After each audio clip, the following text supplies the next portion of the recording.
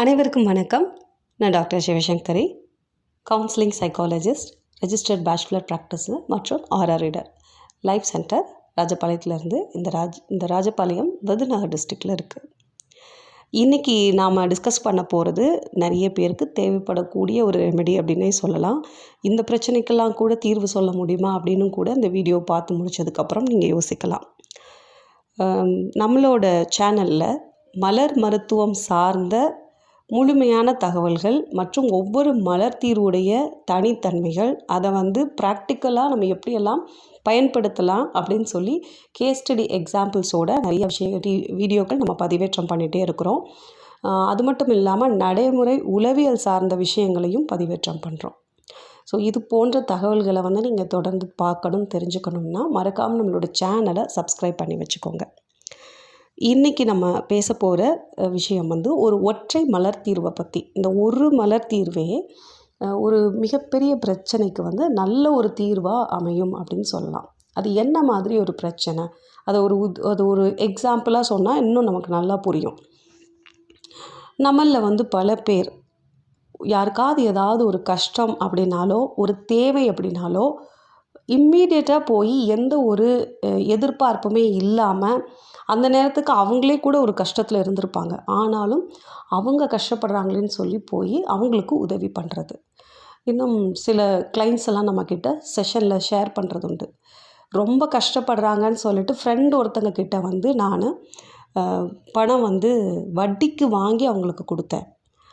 ஆனால் அவங்க இப்போ ஒரு 3 வருஷமாக எதுவுமே திருப்பி தரலை, ஃபோன் பண்ணால் எடுக்கலை, இந்த மாதிரிலாம் சொல்லுவாங்க. ஸோ இதனால் பார்த்திங்க அப்படின்னா அவங்க புதுசாக நிறைய கடன்களை ஏற்றிட்டு கஷ்டப்பட்டுட்ருப்பாங்க. அந்த மாதிரியான விஷயங்கள். அதுக்கப்புறம் நான் உதவின்னு கேட்டவங்களுக்கு ஓடி ஓடி போய் நான் நின்றுருக்கேன். எவ்வளவோ அவங்களுக்கு ஒரு டஃப்பான சுச்சுவேஷன்ஸ்லாம் ஷோல்டர் டு ஷோல்டர் நின்றுருக்கேன் நான். ஆனால் எனக்கு ஒரு ப்ராப்ளம்னு வரும்போது யாருமே நிற்கலை அப்படின்ற ஒரு மனநிலை. ஸோ இந்த மாதிரியான மனநிலைக்கு ஆட்படும் பொழுது அங்கே பேசிக்காக நம்ம எதை தவற விட்டுருவோம் அப்படின்னு பார்த்திங்கன்னா, என்னுடைய வரையறை என்ன, நான் எந்த அளவுக்கு என்னோடய லிமிட்டை நான் மெயின்டைன் பண்ணணும் அப்படிங்கிற ஒரு விஷயம் அங்கே இல்லாமல் போயிடும். இந்த மாதிரி பிரச்சனைகளால் பாதிக்கப்பட்டதுக்கப்புறம் பார்த்திங்க அப்படின்னா அவங்களுக்கு ஏற்படக்கூடிய ஒரு மனக்குறிகள் என்னவாக இருக்கும் அப்படின்னா விரக்தி, நம்பகத்தன்மையின்மை அப்படிங்கிற ஒரு விஷயமும் வந்துடும். ஒரு பய உணர்வு கூட வர ஆரம்பிச்சிடும்னு சொல்லலாம். குறிப்பாக யாரை நம்புறது யாரை நம்பக்கூடாதுன்னே தெரியலை அப்படிங்கிற ஒரு கலக்கமான மனநிலைக்கு கூட ஆட்படுவாங்க. ஸோ இது எல்லாத்துக்குமே காரணம் என்ன அப்படின்னா, நம்ம நம்மளோட லிமிட் என்ன, நம்ம எந்த அளவுக்கு ஒருத்தருக்கு உதவணும் அப்படிங்கிறத நம்ம தெரிஞ்சுக்காமல் முடிஞ்ச அளவுக்கு நம்மளோட அளவுக்கு மீறி நம்ம லிமிட்லெஸ்ஸாக போய் நம்ம அந்த இடத்துல ஏதோ ஒரு விஷயத்த பண்ணுறது தான் நமக்கு அதுவே பேக் ஃபயர் ஆகிடுதுன்னு சொல்கிறோம் இல்லையா, அந்த மாதிரி ஆகிறது. ஸோ இந்த பிரச்சனையிலேருந்து நம்மளை விடுவிச்சுக்கணும் அப்படின்னா ஒற்றை மலர் தீர்வு அது ஒன்று மட்டும் யூஸ் பண்ணால் போதும். இது காம்பினேஷன் ரெமெடி கூட கிடையாது. ஓக் அப்படிங்கக்கூடிய ஒரு மலர் தீர்வு, OAK, ஓக்.